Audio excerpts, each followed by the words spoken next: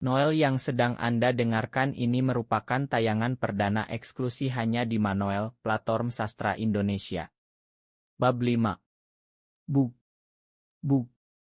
Bug. Hiji 5 kali pukulan pada bagian kaki dengan menggunakan bambu kecil bukanlah hal yang mudah, rasa sakit, pedih dan terluka menjadi satu. Namun Saka tidak bisa berbuat banyak, saat ini bukan hanya dirinya. Tapi ia harus melindungi beberapa anak muda yang memiliki potensi seperti Yuda, Julian, Rain dan Bona. Saat ini Julian, Rain dan Bona menahan perih ketika pukulan demi pukulan di daratan ke kaki telanjang milik Saka dan Yuda. Yuda sudah menangis namun Saka bahkan tidak berkedip. Meski perutnya lapar, perasaan marah membuatnya kenyang, saat ini ia belum bisa melakukan apapun. Namun saat nanti tiba waktunya Saka akan membalas berkali-kali lipat apa yang terjadi hari ini. Ugh. Pelan-pelan sakit sekali ucap Yuda ketika Rain mengobatinya dengan rumput herbal. Rumput jenis obat yang bisa mengeringkan luka. Saka menatap Yuda dengan rasa bersalah, karena dirinya bocah itu mendapatkan pukulan di kaki. Tapi Yuda masih bisa tersenyum meski sesekali ia terlihat mengerang karena luka tersebut. Saka, sini kakimu. Aku akan membalurnya dengan herbal ini, kata Julian, namun Saka menggeleng. Dia mengambil beberapa tumbukan rumput herbal itu dan mengoles sendiri kakinya, namun apa yang terjadi selanjutnya membuat kelima bocah itu kembali terkejut. Luka yang tadinya berdarah perlahan menutup saat Saka menyentuhnya. Melihat hal itu Saka melakukannya kembali kepada kakinya yang lain. Hal yang sama terjadi, luka tersebut menutup sempurna. Tidak ada lagi rasa sakit karena pukulan. Tapi Saka tetap mengolesi kakinya agar orang lain tidak mengetahui apa yang terjadi. Melihat luka di kaki Saka sembuh, Yuda menyodorkan kakinya dengan cengiran khas. Saka tersenyum dan melakukan hal serupa, ia memegangi kaki Yuda, luka di kaki itu sembuh dan tertutup sempurna. Saka, kamu akan menjadi orang hebat. Rain mengacungkan jempol. Benar, aku rasa tanganmu sungguh ajaib, sahut Yuda. Saka, kita harus melakukan sesuatu dengan tanganmu itu, kurasa ia memiliki banyak kemampuan, sahut Julian dengan anggukan meyakinkan. Saka, tanganmu bisa menghasilkan uang. Bona ikut bicara dan kata-katanya membuat binar di mata bocah lainnya. Saka yang mendengar itu juga tersenyum. Aku akan mencari tahu apa lagi yang tangan ini bisa lakukan. Kak Yuda, tutupi lukamu dengan kain, jangan sampai ada yang tahu luka kita sembuh begitu cepat, kata Saka. Ia kemudian melilitkan kain kepada kakinya. Begitu pula Yuda mengikuti apa yang Saka lakukan. Mereka harus merahasiakan bakat ajaib Saka saat ini, mereka bisa mengumpulkan uang dan membeli diri mereka sendiri. Terlepas dari status budak dan menjadi orang yang merdeka adalah tujuan utama kelima bocah itu. Ketika malam tiba, di saat semua orang tertidur, Saka keluar sendirian, tujuannya adalah hutan. Ia akan melakukan sesuatu dengan inti mananya, Saka bukanlah bocah pada umumnya. Di dalamnya ada Saka dewasa dengan pengalaman yang begitu banyak, sehingga pergi ke hutan seorang diri bukanlah hal yang menakutkan. Saat memasuki hutan, Saka mulai duduk menyila. Ia kembali memokuskan diri untuk merasakan inti mana di dalam tubuh, tangan Saka meraba inti mana dan mulai berkonsentrasi agar mana itu membesar. Tetapi sudah beberapa menit berlalu, inti mana di dalam tubuhnya tidak mengalami perubahan. Saka kemudian menghela napas. Dia mengatur napasnya dengan baik, kemudian tangannya menengadah, biasanya mana bisa didapatkan bahkan dari alam. Meski tidak terlalu banyak.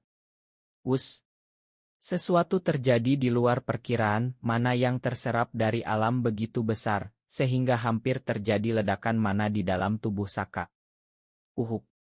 Saka terbatuk, kalau saja ia tidak segera menyadari itu, tubuhnya bisa saja meledak karena mana yang tidak terkendali. Karena tubuh yang Saka tempati masih kecil sehingga ada batas pada mana yang bisa ia terima. Meski begitu Saka merasa puas dengan apa yang ia dapatkan. Tangan ajaibnya membuatnya mudah menyerap mana. Hingga ia tersadar, matahari mulai menampakkan dirinya. Rupanya waktu berlalu tanpa terasa, melihat sinar matahari mulai terbit Saka berjalan pulang. Kaing! Kaing!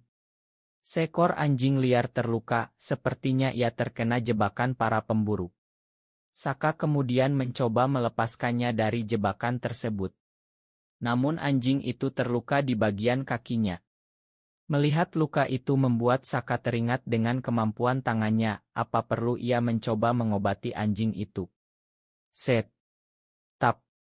Saka memegangi kaki anjing yang terluka dan seketika luka itu pun sembuh. Anjing itu kemudian berlari mengelilingi Saka, seolah mengucapkan terima kasih.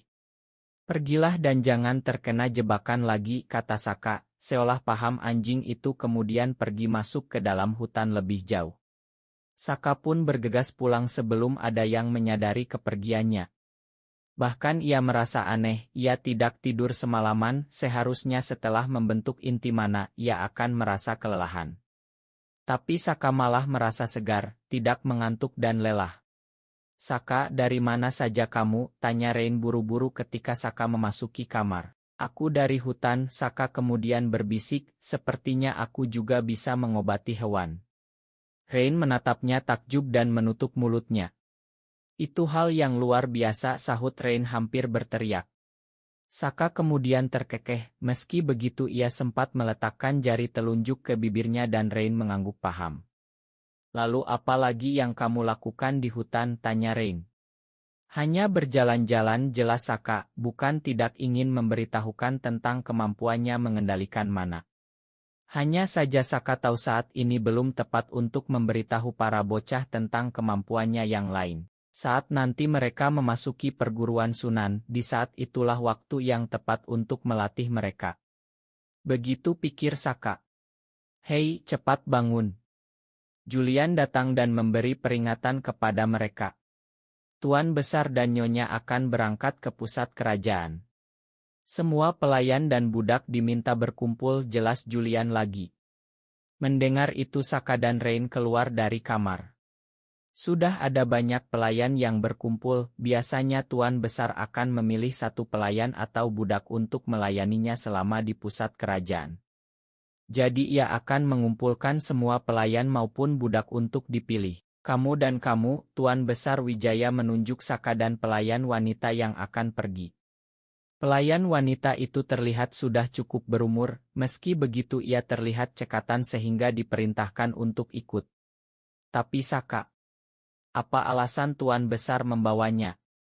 Saka kemudian menatap semua temannya tapi kemudian beralih kepada Tuan Besar yang mulai menghardiknya.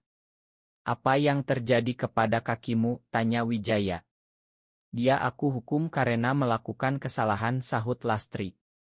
Cih, kalau begitu kamu saja yang ikut. Wijaya kemudian menunjuk Bona, tubuh Bona tidak jauh berbeda dengan Saka, sehingga Wijaya memilihnya. Bona menatap sahabatnya dengan tatapan sedih, ia belum terbiasa terpisah dari kakak-kakaknya itu.